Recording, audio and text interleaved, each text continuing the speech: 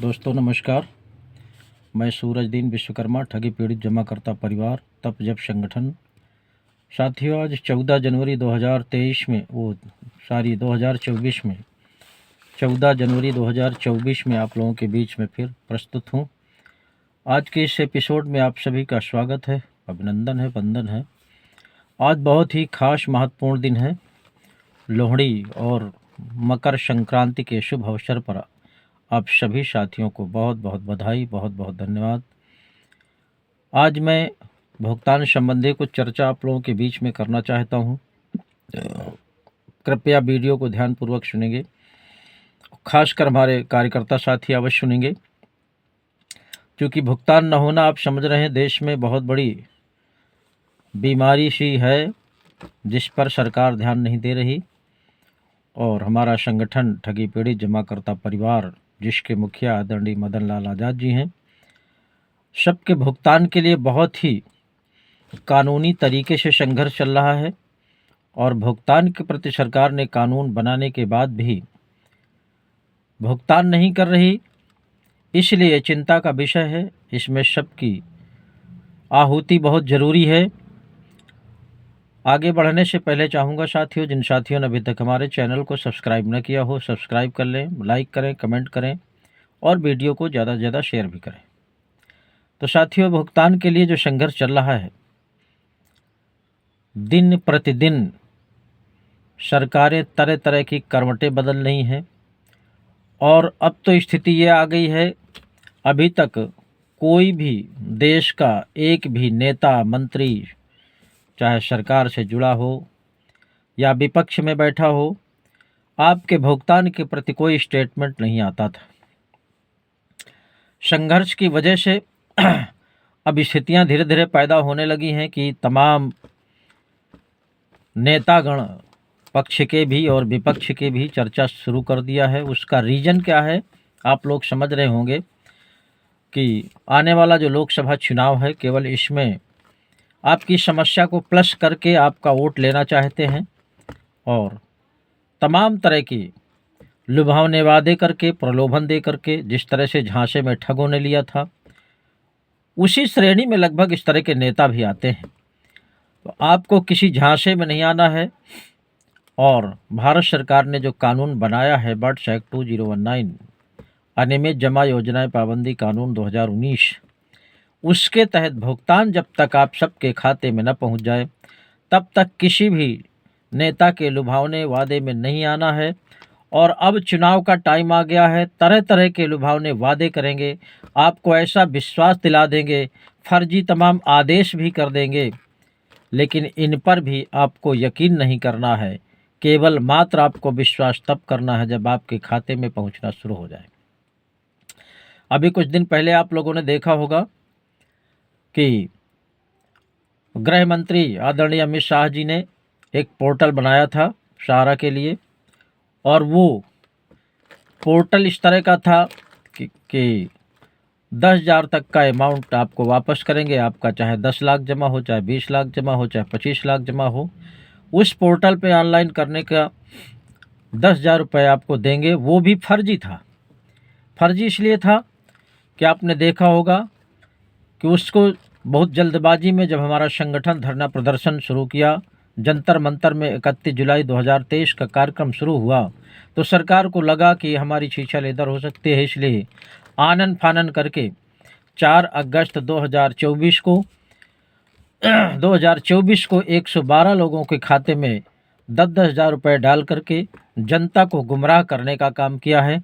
देश के तमाम ठगी पीड़ित साथियों को गुमराह करने का काम किया है और संगठन को तोड़ने का काम किया। तमाम हमारे सहारा के साथी घर बैठ गए। उस जब पोर्टल जारी हुआ, हर्षोल्लास मनाने लगे, एक दूसरे को मुँह मीठा कराने लगे। हम लोगों के बहुत सचेत करने के बाद भी कुछ साथी निष्क्रिय हो गए और स्थिति आज ये आ गई कि वो केवल 112 लोगों के खाते में डाल करके केवल लुभावने वादे पूरे करके गुमराह करने का काम किया था। इसी तरह लोकसभा का चुनाव फिर आ रहा है। ये फिर कोई न कोई खेल खेल सकते हैं, विपक्ष के लोग भी खेल खेल सकते हैं। इसलिए आपको केवल वही मंत्र याद रखना है कि पहले भुगतान फिर मतदान, भुगतान नहीं मतदान नहीं। इस नारे को अगर आप लोग बरकरार रखेंगे तो निश्चित रूप से आपका भुगतान हो जाएगा। अन्यथा ये केवल लॉलीपॉप देंगे, लुभावने वादे करेंगे, तमाम तरह की फेक न्यूज़ बना देंगे, आदेश भी फर्जी कर देंगे, उसको पेपर में भी वायरल कर देंगे, न्यूज़ में भी दिखा देंगे। ये तरह तरह का हथकंडा खेलेंगे और जब जब चुनाव आता है तो निश्चित रूप से इस तरह के हथकंडे इनके लोगों को बरगला करके, झांसे में ले करके वोट ले लेते हैं, सरकार बना लेते हैं और 5 साल फिर भूल जाते हैं। इसलिए मैं आप सबको याद दिला देना चाहता हूं कि आपको किसी के झांसे में नहीं आना है। तरह तरह के लुभावने वादे होने लगे हैं। मेरे पास भी मेरे गृह जनपद उत्तर प्रदेश का फतेहपुर ज़िला है, वहाँ पर भी आज मेरे पास कुछ नेतागण आए थे और सत्ता पक्ष के नेतागण थे, तमाम तरह की वादे कर रहे थे, पार्टी में शामिल होने की बात कर रहे थे, लेकिन मैंने उनको साफ साफ बता दिया कि जो हमारा मिशन संगठन का है, मिशन भुगतान भारत यात्रा का जो कार्यक्रम पूरे देश में चला, उसका एक ही उद्देश्य है कि पहले भुगतान फिर मतदान। हम किसी राजनीति में नहीं आना चाहते, हम किसी सत्ता पक्ष या विपक्ष में नहीं रहना चाहते, हमारा राजनीति से कोई लेना देना नहीं है। हमारा केवल मात्र मकसद है देश के जो गरीब बेचारे, चाहे वो ठेला वाले हों, मजदूर हों, किसान हों, छोटे छोटे तमाम व्यापारी हैं, जो असहाय टाइप के लोग हैं, रोजमर्रा वाले लोग हैं, जिन्होंने बड़ी कड़ी मेहनत से छोटी छोटी पूंजी करके इकट्ठा किया और कंपनियों में जमा किया, जब तक उनके खून पसीने की कमाई वापस नहीं हो जाती तब तक हम लोग किसी भी नेता मंत्री की बात मानने वाले नहीं हैं। ये हमारा साफ साफ उनको जवाब था और वो वापस चले गए। हमने उनकी एक भी बात नहीं सुनी, बस हमारा एक ही जवाब होता था उनके हर प्रश्न में कि पहले भुगतान फिर मतदान, इसके बाद ही कोई काम होगा। इसी तरह आपको भी साथियों कहना चाहता हूं कि आप लोग किसी के लॉलीपॉप में या किसी के दबाव में, भय में, डर में आपको अपने मिशन का उद्देश्य नहीं बदलना है, अपना उद्देश्य नहीं बदलना है, केवल मात्र उद्देश्य होना चाहिए पहले भुगतान फिर मतदान का।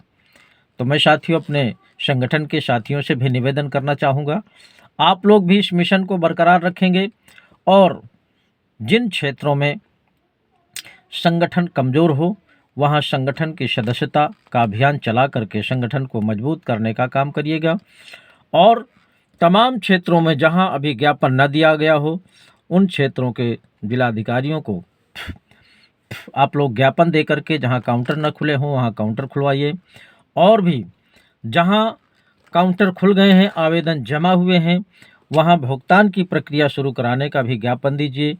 और बहुत से साथी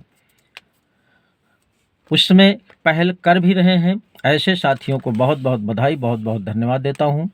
और अभिकर्ता साथियों से मैं रोज़ निवेदन करता हूँ कि ये पहल आपको सबसे पहले करनी है। संगठन में देखा जा रहा है कि धीरे धीरे संख्या निवेशक की बढ़ रही है और कार्यकर्ताओं की संख्या नहीं बढ़ रही है। ये आपके लिए दुखदाई बन सकता है, इसलिए आप लोग भुगतान के लिए, कल के वीडियो में भी मैंने ये बात कही थी, भुगतान के लिए आपकी सबसे बड़ी जिम्मेदारी बनती है। आप लोगों के माध्यम से ही देश के करोड़ों लोगों का पैसा जमा है और आपकी जिम्मेदारी पर जमा है, आपकी गारंटी पर जमा है। इसलिए आपको ईमानदारी का परिचय देते हुए अपनी जिम्मेदारी से भुगतान के लिए आपको संघर्ष करना आवश्यक है। और भुगतान के लिए मात्र एक ही विकल्प है, वो भी भारत सरकार का बनाया हुआ कानून बर्ड्स एक्ट 2019, अनियमित जमा योजनाएं पाबंदी कानून 2019 और उसका क्रियान्वयन कराने के लिए भारतवर्ष में एक ही विकल्प है, ठगी पीड़ित जमाकर्ता परिवार, जिसके मुखिया आदरणीय मदन लाल आज़ाद जी हैं। यही संगठन है आप सबके, यानी प्रत्येक कंपनी के, प्रत्येक निवेशक के भुगतान का संघर्ष चल रहा है। इस भुगतान रूपी संघर्ष में आपकी भी पहल होनी चाहिए, आपका भी योगदान होना चाहिए, आपका भी संघर्ष होना चाहिए।